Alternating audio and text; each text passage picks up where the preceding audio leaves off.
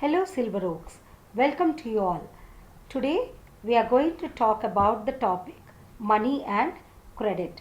We'll deep dive into three topics, that is money as a medium of exchange, two modern forms of money, and three is the loan activities of the bank. And now we are talking about a reflection of the previous chapter, sectors of Indian economy, how it is important and emphasizing on the changing roles of the sector. What are the fundamental concepts such as gross domestic product and employment? How there is a classification of economy activities? What are the important issues that's being highlighted?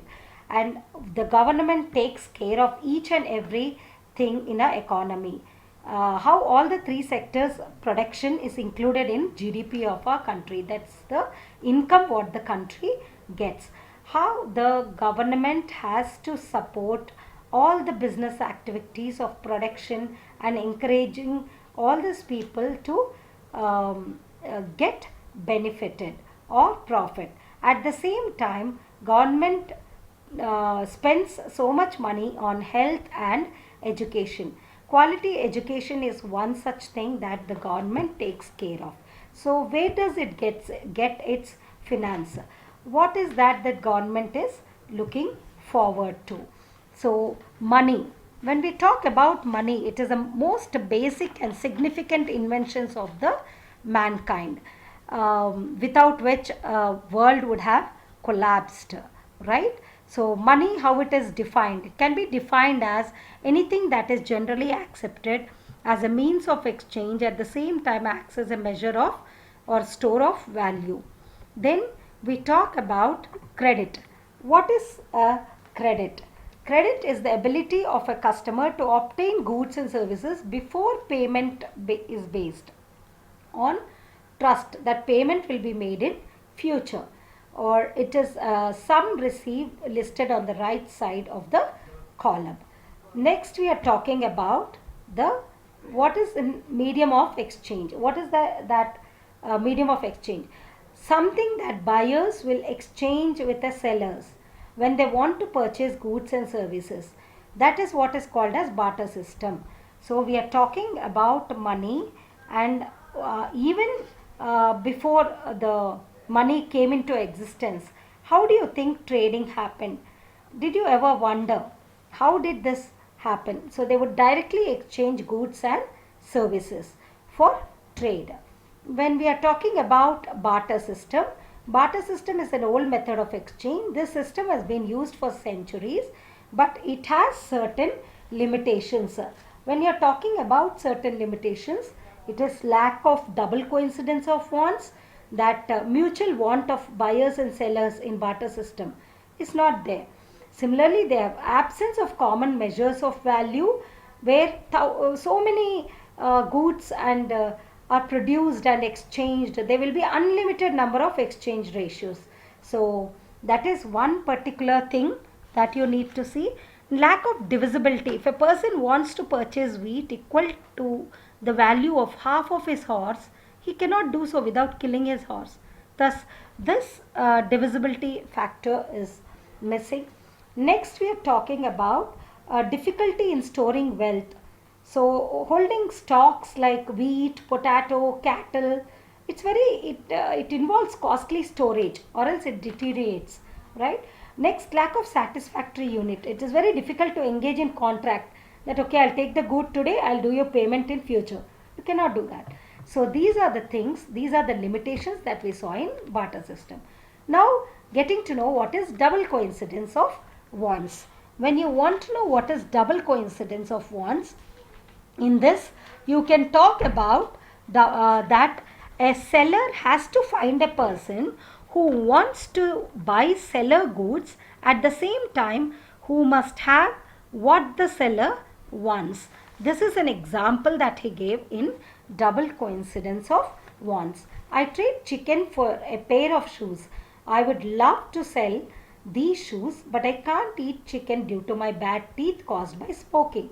In a barter economy, a chicken farmer who wants to buy shoes may have to first trade chicken for apples and then apples for shoe, because the guy who is selling the shoe wants only apples. So money is being eliminated. What are the functions of money? We are talking as medium of exchange. It is a store of value, and it has the unit of account and standard of deferred payment. When you are talking money as a medium of exchange, if you have it in any money, you can easily exchange any commodity what you want. Unit of account, money is a measuring rod. Value of all the goods and services can be expressed in a single common unit, that is called money. Similarly, money as standard or deferred payment. When you are talking about deferred payment, it is a link that connects the value of loans for those in the future. So loans are taken and repaid in terms of money. So money is a standard of deferred payments. It is a agreed unit of measures that enable people to contract for future payment. Store in value, we all know how to, we have money in a liquid form where we can possess many kind of things. Okay, so money never locks any buyer, by the way. Yes. So next we are talking about money as a medium of exchange. How money acts as a medium of exchange? Just now as I told, it's already authorized by the government. So when it's authorized, you can in an exchange process, you can either deposit in the bank and you can withdraw from the bank. So here, what are the different forms of money? We have seen money as a medium of exchange transaction. Now this is the second topic that we are talking about. Since early age, Indians use this grains, cattle and all as money. Thereafter, they started using these metallic coins like gold, silver, copper coins, these forms of money and currencies, right? So currencies and demand deposit, checks, these are the different forms of money that you notice. What is a demand deposit? With these demand deposits in banks, which are payable on demand deposits, provided certain facility. This is also one of the medium of exchange. It has provision to withdraw money when required from the bank. Our money in saving deposit, interest is paid by the bank. So bank allows the owner of the demand deposit to make a check for specific amount. So demand deposit in the bank account which are payable on demand is called a demand deposit. Next, what is a check? Check is a paper instructing the bank to pay a specific amount from a person's account to a person in whose name the check has been made. So check place check you find the pay to so and so. Then if it is crossed, check account payee, you have to cross and you have to write on the left corner top. Similarly, you have your signature, then you have a check number, you have code using the check number, all these things, right? So you can ask your parents, they'll show at home also how a check is there and what it is all about. Next, we are talking about the bank. So what is a bank?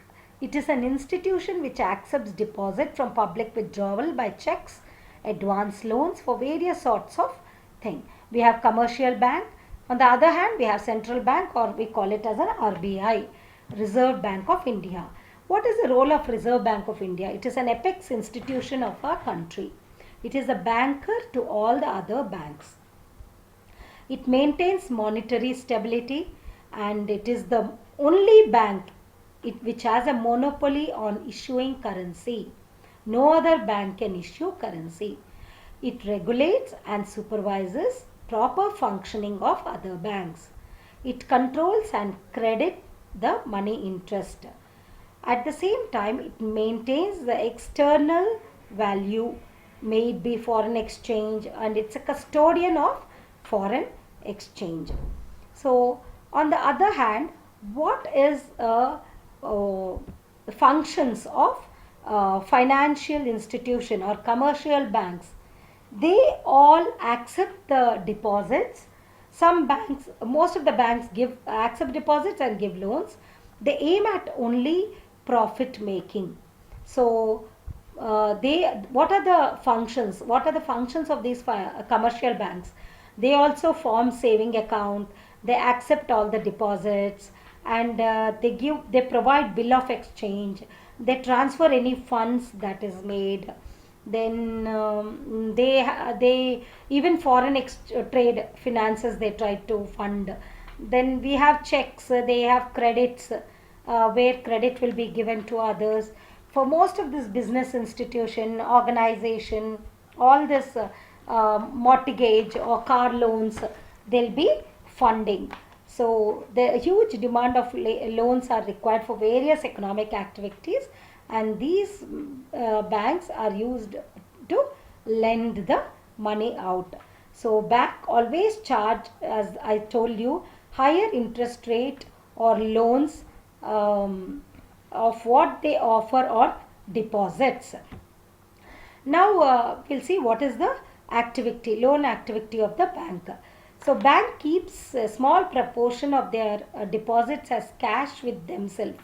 So 15% of their deposit as cash. This is kept as provision to pay the depositor who might come to withdraw money from the bank on any given day.